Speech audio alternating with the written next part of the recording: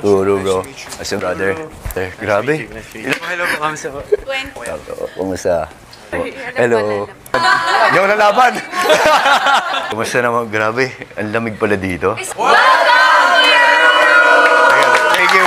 Wala bang ano yan? Opening dance number? Yan. Hey, ano ako dito, bro? 2 months. Raru!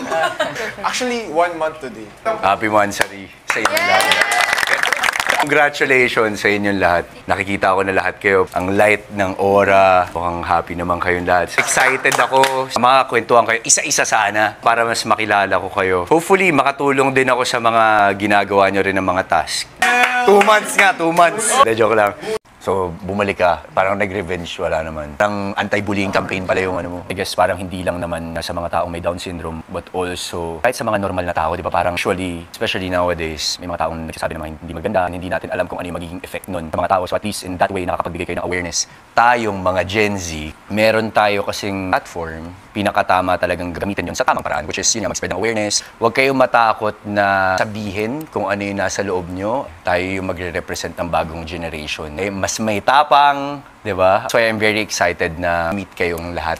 I know kung gaano kayo katalino, ka-talented at kalaki yung mga puso nyo. Yung gusto kong experience dito sa, experience ko dito sa bahay ni Kuya. Kaya thank you.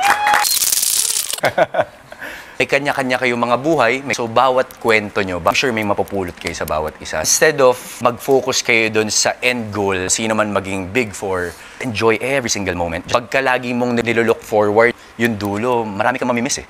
House tour! Game. House tour! Oy, parang may nabalitaan ako sa inyo, ha?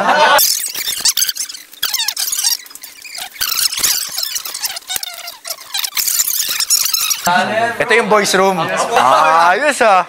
Welcome to Jumanji. Maayos naman. Expect ko na pasal ko yung mas pero okay. Yes! Okay, nakakabahan ako. Baka mamaya sabihin ni Kuya, Bro, tulungan mo sila maglinis ang bahay. Okay lang ba, Tol? Thank you, brother. Salamat. Pero may extra buster ka ba, Kuya? Oo, kasi no? Hirap pumasok dito kasi napakalinis. Masinop. Malinis. Hindi, mas matagal na ako silang lumabas ng kwarto kaysa sa What? What? Yung alarm po namin kabatang Pinoy. Ayun. Ano, mukha siyang super laki. What's that? Saka parang lagi kayong ginaw na ginaw eh. Opo. O, yun na yun. Yung garden po, medyo. Yung base, pinapayagan kayo lagi. Ganun. Opo. Pero may times na bawal. Ayos oh. Sophia, Ashley rin. Eh di ba anong nangyayari? Parang kailangan may magawa kayong task para magkaroon kayong budget for it. Yes. Sakto dating ko. May pagkain. Ba mga offer nyo? Oo. Pwede. Pwede. Si Rave Kuya yung coach natin. Kita ko si Rave talagang ano eh. Kakaiba yung katawan eh. Doon sa morning, meron ba may nagko-coach ng training? Kasi nakahiga kayo. Pero may times din po na talagang sobrang pagod po. Sabi ko, Kuya, pwede bang makitira muna ako dito? Nagkakwentuhan na kayong lahat. Ayan, ano yan? Hindi lang po pala. Kayo lang gumawa yan? Yung mga kami po yung nagkabit ng Malay natin, may kasama na ako palabas. Lagi ko nakakwentuhan dati yung dad mo. Kasi halos lahat ng projects ko, kasama ko si Tito Roy. Kwento sa akin na gusto mo rin nga daw mag-action. Nakakita ko rin yung yung dedication mo sa trabaho. Nung napanood kita sa Batang Riles. Saan yun? Sa taas nyo? May ganun ba kayo? May